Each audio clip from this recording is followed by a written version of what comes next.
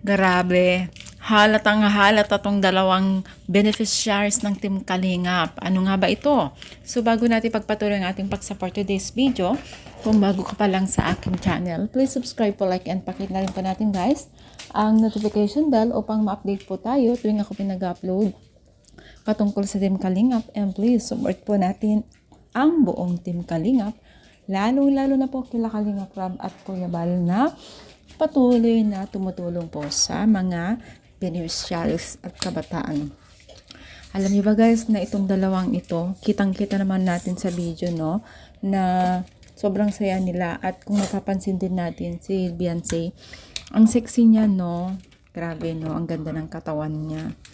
Kaya naman nahuhumaling ng ibang kalalakihan dito. Kaya naman pala pasadong-pasado sa mga muse kasi halata naman ito si Beyonce na pang pageant yung kanyang katawan, di ba? So, yun nga guys, no, halatang halata na masaya ang kabataan na ito, na kung saan po ay talagang ini-enjoy po nila yung pagpunta nila at pagsama sa Palawan.